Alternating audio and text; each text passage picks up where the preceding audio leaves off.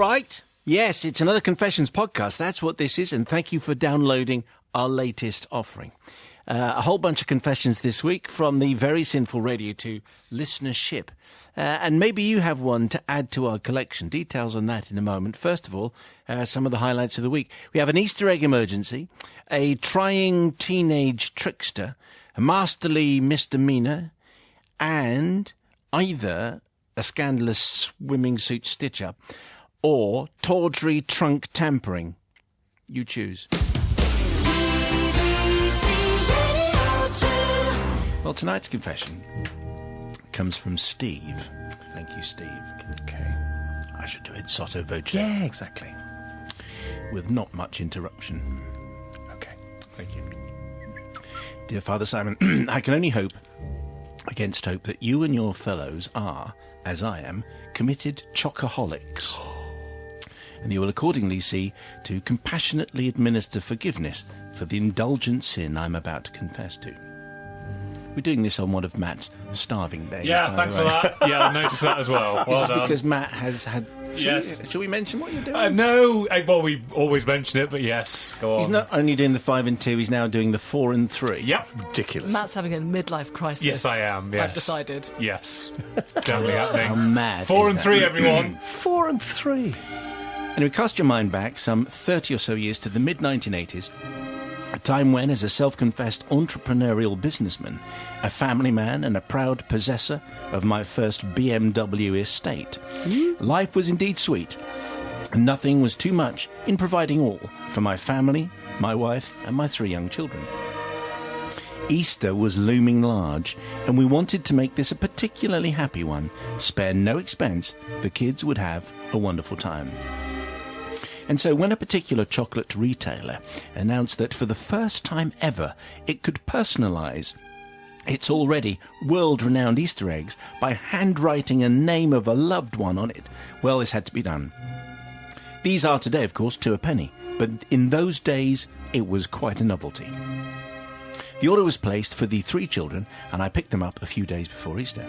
As I said, I am a committed chocoholic, and on picking the eggs up, I couldn't resist the temptation to add 2 more, one for Daddy and one for Mummy. Oh. These were no ordinary eggs, Father Simon. They were the highlight, the epitome, the cream of all eggs, huge, gloriously wrapped, and crammed full of that well-known chocolate high street retailer's most luxurious selection.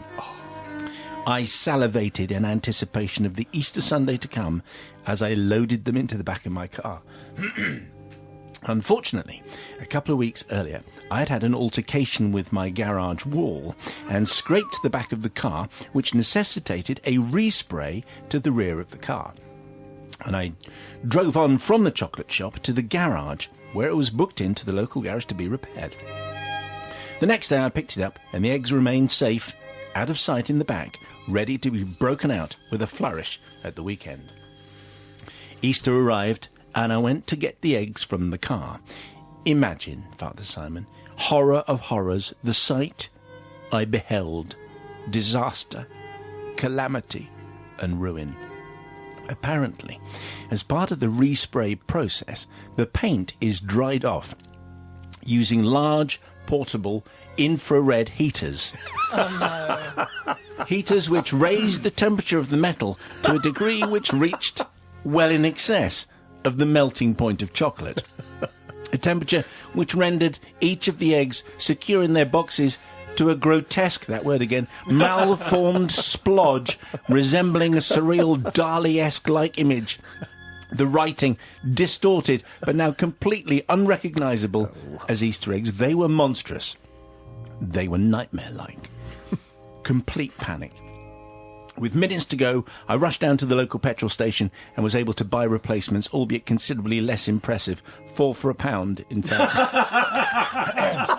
Oh, quality. No fillings, no writing. Nothing. That cheap chocolate, you know. Yeah. But I did what I consider an act of genius, pick up a bunch of flowers for my wife on the way out. No one, despite the dodgy bunch of flowers, was any the wiser, though they were hardly thrilled. If they were expecting luxury, they got the equivalent of thin, watery gruel. But please, it's not for this I ask forgiveness. It is for what happened subsequently. Oh. I had 5 pieces of evidence to dispose of, and I decided the garden shed would be a good place. And so it came to pass that on many evenings subsequently, I could be seen sneaking down there, returning sometime later with a considerably raised blood sugar level and a chocolatey grin adorning my lips. Please forgive my deception. I crave your forgiveness almost more than the chocolate I secretly consumed. Hey, we made it. How about that? Brilliant. Well done. And Easter and Easter egg hunt confessions. I'm sure there are going to be lots of those. Anyway, Sister Rebecca, what do you think? Well, I think he should have just come clean about what had happened, because they were good quality chocolates, and I know they were melted, and the inscription of the names was no longer on them. But it doesn't really matter, does it? If the chocolate's good, then it's going to taste the same whether it's melted or not. So he should have just given them the chocolates and told them that he'd been a bit silly and left them in the back of the car. So I think that's what he should have done. So I'm not forgiving. What do you think, Dean? Oh, I think I'm going to forgive anyway, because it's precisely what I would have done. Just disposing of the evidence. Absolutely brilliant. 4 for £1. Imagine what that's going to taste like. Hi, kids. Happy... Oh, Yeah, but he had the nice ones. Whatever shape yeah, they were in. No, absolutely. He carried on, because the taste is going to be pretty much the same. Absolutely. So I forgive. Well done, you. Good thinking. Brother Matthew, Nobody would have been I'm prepared to eat chocolate in whatever shape. I have no... But not on Mondays, Not Wednesdays or Fridays. No, definitely not on those days. Here's the thing I'd never know. They use infrared heaters to dry the car when you... No one's ever told... I've had my car read. No one told me that. I would have... I mean, I might have left stuff in there, and it could have... Well, yeah, that's complete news to me. And also, he's fobbing his wife off with garage flowers. That never goes down well. Those flowers always smell awful. Better than nothing. Awful. So for that reason, I am not going to forgive. This is BBC Radio 2, and welcome to another confession. Gather round, everybody. This is from Mr. P. Thank you, Mr. P. Dear Simon and the assembled masses, take yourself back, if you're able, to the late 1970s. Easily. Pardon? Easily. Very good. This was a time when we still had record shops which sold just records, and when the closest thing we had to a CD player was a small portable tape machine with batteries. You know the type.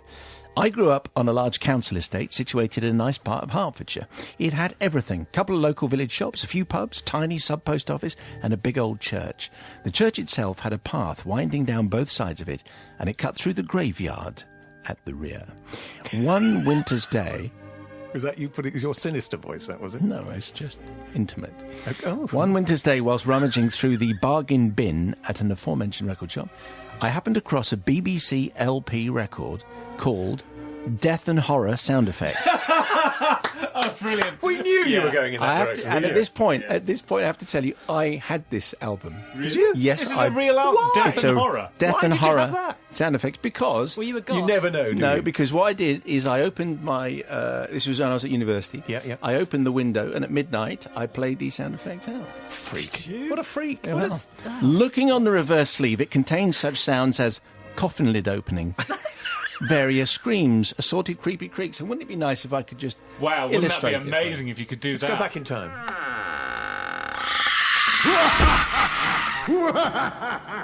And you were playing this out of your That dorm kind of window. thing. Late Anyway, at night. back to Mr. P. Yes. It, and lots of other wonderful noises, which I have to say have been edited. That's a Oh, right, confession, okay, by okay. the way, in itself. It appealed to my Yeah. 14-year-old psyche, so I purchased the record and headed home. As I listened, I was delighted with my purchase. Being a teenage boy, one got an understandable kick of hearing such things. There was something satisfying about Lunatics Laughing, track 16, and Sounds of the Midnight Graveyard, track 31. Silence. And that's when the idea first began to stir in my mind. Perhaps an hour. I was going to make a tape. One of my very best friends in 1978, I'm going to call him Mr. N, happened to knock at my door as I was in my bedroom listening to the record for the 18th time, trying to decide which would be the scariest noises for the tape. Mr. N, being of the same age, also thought it would be a fabulous idea to do this. So we hatched a plan together. There was one particular family who lived near us, and most of the children were older than us. Unfortunately, the 16-year-old boy hung around with his somewhat weedy little 13-year-old brother. And I have to tell you, Father Simon, they were all bullies, the whole family, spoiling our games of football on a regular basis. Of course, there was nothing we could do about it, the 16-year-old being that much bigger and stronger than us, and the 13-year-old untouchable having his many older brothers to back him up.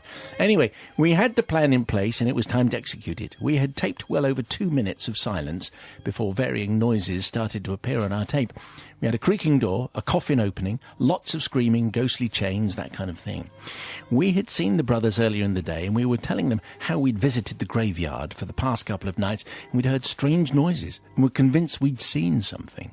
We pretended we were really scared about it, and wondered if they could be so brave as to accompany us to the church that night. Of course, our ghostly tales were met with much derision and mickey-taking, but despite this, they agreed to meet up with us later that night. Being a cold Saturday meant that we had to wear big coats, and Mr. N had the tape recorder safely and discreetly tucked under his. The plan was for the two brothers to wait at the front of the church, whilst Mr. N and I walked up one side, through the graveyard at the back, and then back down the other side, reporting that we'd heard something on our return. We did our best acting work. Who needs a tape when you've got Deadly? We did our best acting work by screaming at the top of our voices before appearing back at the front, all exasperated and frightened.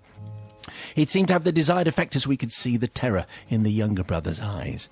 What we'd actually done was to race to the predetermined spot, because we'd practiced this earlier in the day, get the tape recorder out, push the play button, and knowing we had about 2 minutes of silence to play with, sprinted back to the brothers. They both had tough guy images to keep up, so it was fairly easy to get them to follow us into the graveyard. The church organ in the background. Once we were in the middle of it, where it was at its darkest and the gravestones looked at their creepiest, I stopped in my tracks and told them to shh. I felt sure that I could hear something. It was like clockwork, because as I stopped talking, the sounds of the silence on the tape finished and the sound effect started. Oh. It's truth. Not now. Not now.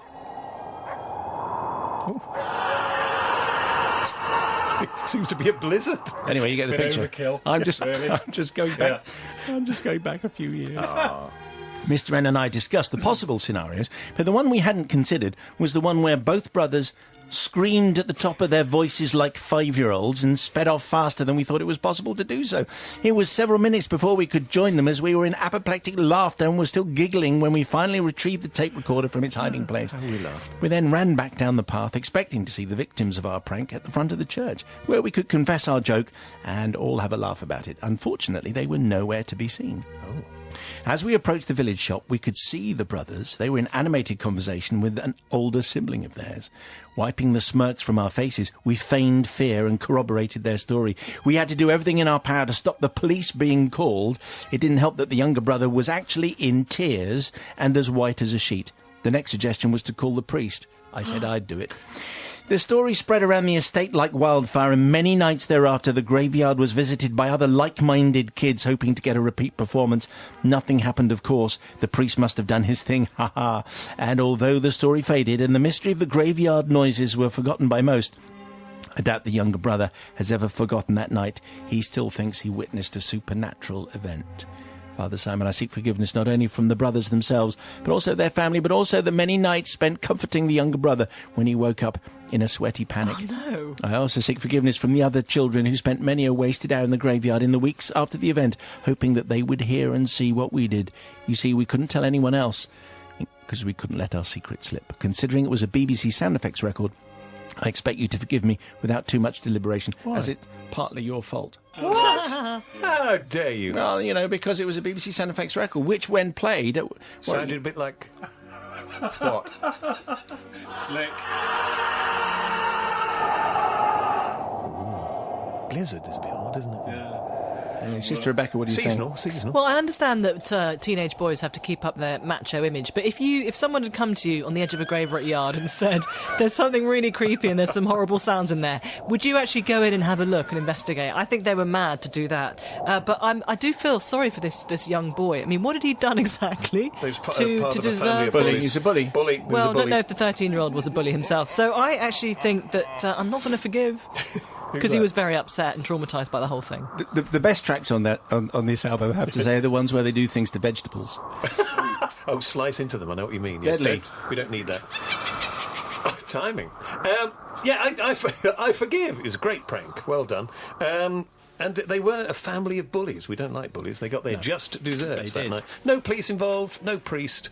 Fine. It was all went well. Well done. Good use of Good sound use of the effects. BBC sound effects record, Yeah, I like which is that. true. Look it out because it's probably still available. Yeah. Yes, Matt. Different times, clearly. This is get away with this in the 70s. Here's the other reason why it works is that if you tried that now, your Yes. first thought actually would be someone's got the Sound effects disc. exactly. Well, yeah, they've got speakers up and they've managed to do it like that. But back then, you thought, wow, this is obviously going to be something to do with the occult. What are they doing calling the police? By the way, what are they going to do if they're infested with ghosts? Who are you going to call?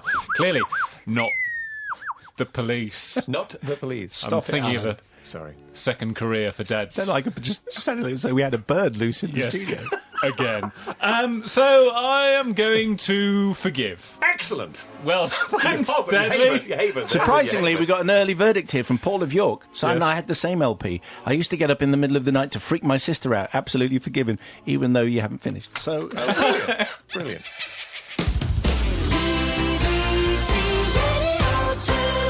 so here we have tonight's confession, which is an anonymous confession. We don't get many, so I mean we can give a name, but we might just we'll say it's anon.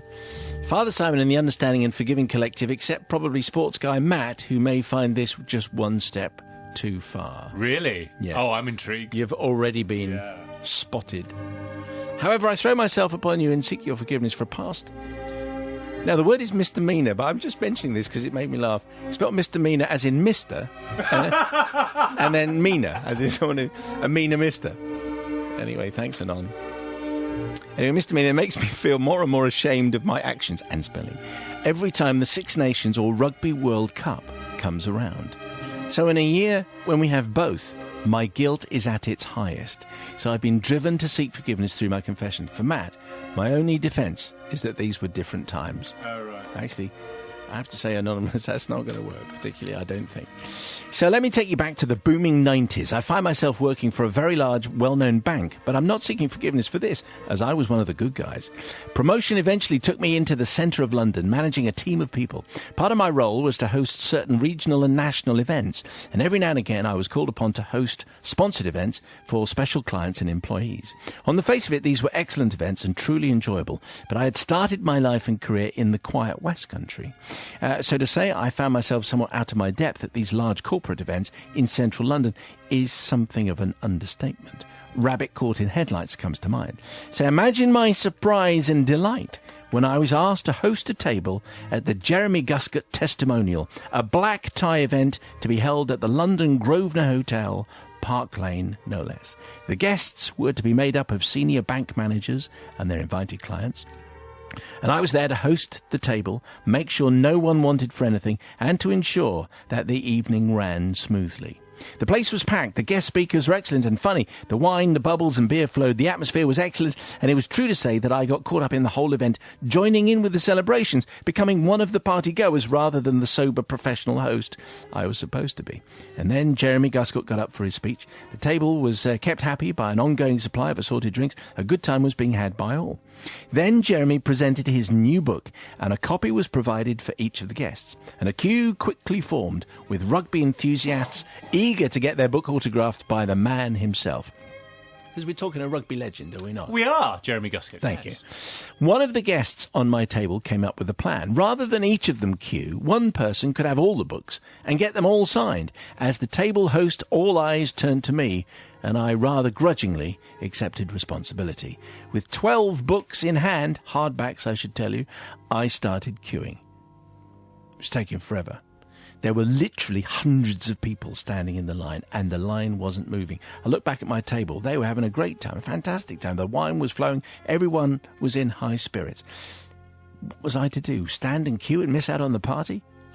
I don't think so. They don't call me Mr. Party of the Southwest for nothing. My plan was hatched in a second.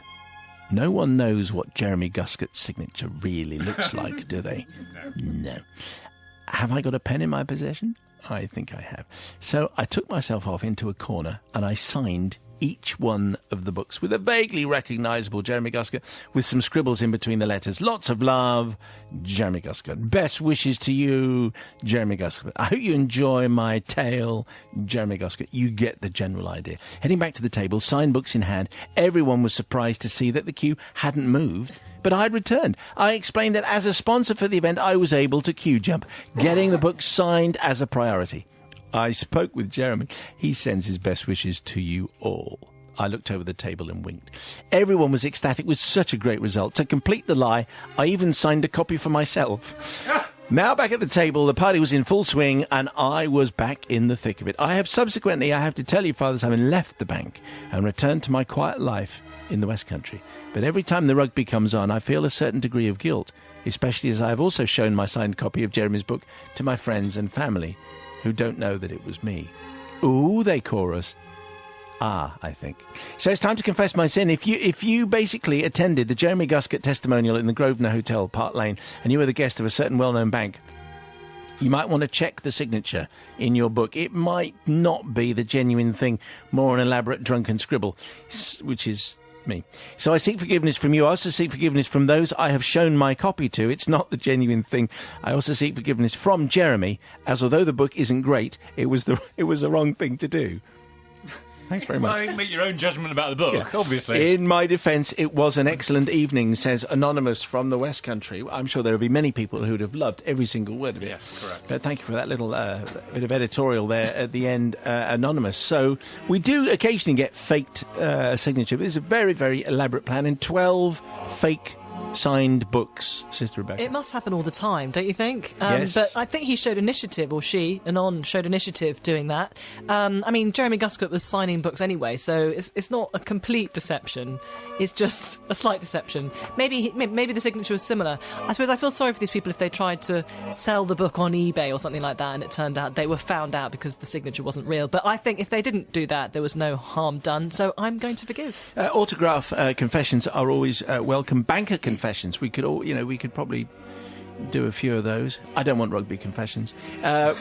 Sister Bobby from the Priory, what do you think? It's a two-part question, really, I think.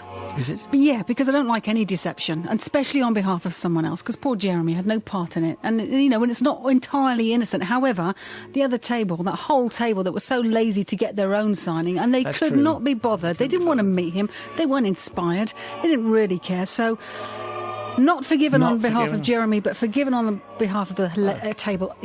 They deserve their signed book by her. Well, is that forgiven or not? Anonymous. I consider it's a her. Why do I think it's a her? Forgiven or not? Okay. Forgiven or not? Forgiven or not? On behalf of Jeremy. Forgiven or not? Well, forgiven or not on behalf of Jeremy, no. No. Forgiven or not? My relentless questioning. No. You should now have a style. You should now have a coughing fit and get out of it. Yes. Brother Matthew from the Priory. Well, it's a victimless crime, this really, isn't it? Because nobody loses out, really. And also, these people, as Bobby quite rightly says, they couldn't be bothered queuing up. So, frankly, you deserve to get someone just scribbling Jeremy Guscott onto the book. And in my experience, the signatures are always different anyway. They're always different from the ones they used to sign on the back of the bankers' cards. So, for that reason, I'd have done it. I'd definitely forgive. Dear Father Simon and the ever beautiful and magnanimous Holy Collective, I'm writing to you about an incident that blighted my adolescent years. In the 1970s, my well-meaning parents thought it would be lovely if my older brother Keith and I participated in a competitive sport. As we were already very competent swimmers, see, there's a theme here, diving was chosen as our given event. It wasn't long before we were both taking part in events all across the country. I was far the better diver, and Keith, who was 2 years older than me, hated all the attention that I was getting because I was so good, and was forever playing tricks on me and generally making my life a misery. As many of the tournaments were all around the country, we had to spend hours together in the back of a Vauxhall Viva. As these journeys were often long and arduous, I used the time to catch up on my sleep while Mum and Dad argued in the front seats about what route we should be taking and what they wanted to do with all their Green Shield stamps that they'd acquired from all the petrol that they were using. We truly are in different times. Different times. Keith, on the other hand, used his time to plot his next evil scheme against me. On one occasion, on the way to Southampton, Keith excelled himself. The journey was long, and as it was a warm day, I dropped off to sleep before Dad had stopped arguing and moved out of the drive. We were running late that day as usual, so the moment arrived at the swimming pool, Keith and I hurried along to the changing rooms and got changed into our trunks. I must admit I thought Keith a little weird that day as he watched me with a strange smirk as we did our warm-up exercises. Keith was up to dive before me and, seemingly preoccupied, made a real mess of his dive and landed with a spectacular smack in the water. I was next. This contest was really important to me, as it would put me in the top 10 in the country for the under-14s. The spectator area was packed with expectant faces. It was a huge event, and it generated a massive crowd. I took my time climbing up the ladders to the diving platform and could see Mum and Dad shouting at each other in the seated area, whilst Keith stared at me transfixed from the water's edge. I thought at that time how wonderful it was to have one's brother's support at this crucial time. Father Simon, that day I flew from the board majestically, managing to complete a beautiful roll, pike and twist before gracefully piercing the water like a salmon. I was so pleased, thank you Deadly, I was so pleased with myself. This truly was my greatest hour. I was bursting with pride as I moved back through the water to the surface. As my head broke the meniscus, I could hear the sound of cheering, and this made me even prouder than I was before. I punched the air with my fist. Yes, I said in excitement. It was at this point I realised that the sound that the crowd was making was not cheering, but actually hysterical laughter. I looked round and could see Mum and Dad had paused mid-argument to look back at me, mouths agape. Keith, meanwhile, was curled up on the side of the pool, howling with laughter. It was at this point I noticed a red thing floating in the water to one side. It was a pair of swimming trunks. It was, in fact, my pair of swimming trunks. Yes, I was bereft of covering in my birthday suit, all exposed for everyone to see. For what transpired was that on the 3-hour trip south, Keith had removed my swimming trunks from my bag and proceeded to painstakingly unpick as much of the seams as he could, without me noticing. These trunks then just had enough stitching to hold together until I hit the water, resulting in an unexpected full moon for the judges. In spite of that, I got second place that day, but after that my interest in diving waned somewhat. Keith, however, went from strength to strength and continued diving well into his 20s. I'd like to say that this horrible chapter of my youth was soon forgotten, but it's replayed in full by my brother every family get-together, every Christmas, every birthday, and he even devoted the majority of his best man speech to my unintended overexposure. And so it was until 40 years later, when for my brother's 55th birthday we all went to Tenerife. There was quite a crowd of us, my wife and I and 3 kids, Keith, his wife and 4 kids, plus his grumpy brother-in-law Kevin and his miserable family. We'd hired a villa in a huge complex with a massive swimming pool for the week, and this was where I was going to get my revenge. On the day of arrival, as everyone went into the local town to get lunch, I feigned illness and stayed back at the villa alone. Once they were out of sight, I opened up the suitcases and eventually found a pair of bright blue swimming shorts. Slowly and carefully, I picked away at the stitching until I was satisfied they would fall apart on impact. After what seemed like ages, everyone came back and got changed into their swimming things. Keith went straight to the highest board, show off, and dived. I waited for the inevitable disrobing. Keith emerged from the water fully clothed. Then he went and dived in again, yes. Well, he was the trunks. Then he went and dived in again, this time with a double twist. He pulled himself out and strutted about a bit more and then dived again and again and again and again, each time increasing the complication of the dive and impossibly with his shorts still intact. I was crestfallen. My grand plan had failed. It was at this juncture that I saw Keith's grumpy brother-in-law Kevin and his brood approaching, looking to all intents and purposes like the Addams family. I noticed something that froze me to the spot. Kevin was wearing a pair of bright blue shorts, just like Keith. Before I could say anything, Keith beckoned his brother-in-law over and Kevin launched himself athletically towards the pool. In mid-air, Kevin and his shorts parted company, and there was an audible gasp across the pool as he flashed all and sundry. I didn't know whether to applaud or throw a donut. For the next... Please! For the rest of the week, Kevin was even more grumpy Has this been checked? than ever, and even changed his flight home so he was not on the same plane as the rest of us. Father Simon, I seek forgiveness from Kevin, and I'd like to ask forgiveness from my brother Keith, who was blamed for tampering with Kevin's shorts when all along it was me. Says Paul. It's a sitcom in a confession. That's what it is. Let's see what Sister Alice makes of that. Wow. I think I'm going to say Well, first of all, I'm actually just impressed by the sort of ingenuity and the planning that's gone into this. I mean, this was 40 years in the making. This shows, quite a lot of sort of skill and determination. And the fact that he ended up sort of upsetting Kevin, who by all accounts was pretty grumpy. If he's as grumpy as he makes out, that maybe he deserved to leave his trunks anyway. So I'm going to say not guilty. Not forgiven even. Not forgiven. Let's see what Deadly Beg says. It's 40 years of bitterness, that. 40 years of absolutely bitterness. right. I'm going to say not forgiven, really. If you're going to do that, do it properly, for goodness sake. I feel sorry for Kevin, after all that. Good use of a donut, though. Let's see what the novice makes of all this. I'm intrigued. Dressed like Doctor Who for some reason. Throwing children need comic relief, whatever. Throwing of a donut. Did you put that in, or was that in there? No. Well done. It had been taken out, but I put it back in. You're again. the foodie. I love that. Well done, Paul. Yes, I did it because it's a Foodie Thursday. That's right. I got a food reference. A jammy moment. Well, my head had raced ahead to lots of things. Edibles, swimming trunks. There was so much in that tale. Fantastic. And I love the fact it's a real family, squabbling parents, tardiness to be saluted.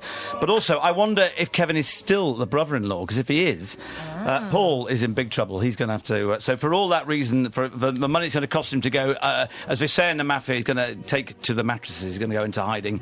I absolutely forgive you. What a great tale. Did we change any names? Let's see what Brother Matthew has to make. Change any trunks? I'm going to say that I think the quality of a dive can be determined as to whether it removes your trunks as you hit the water. If you're going so fast into the water that it removes your trunks, then I would have said that's a very good dive. You're speaking indeed. from experience, aren't you? Absolutely. So I am going to say, definitely, I think just for the donut line alone, and many thanks to the BBC lawyers again, so I'm going to definitely forgive for that. Well, they were this week's confessions. Pretty good. Who did you forgive? I reckon you might have done 2 out of 4. Send in your shadowy secret just lurking at the back of your mind and maybe prompted by something you've just listened to. Send us a confession too. confessions@bbc.co.uk. Thank you so much. And more in a week's time. Plus, the Weekly Mayo, available to download now and every Friday.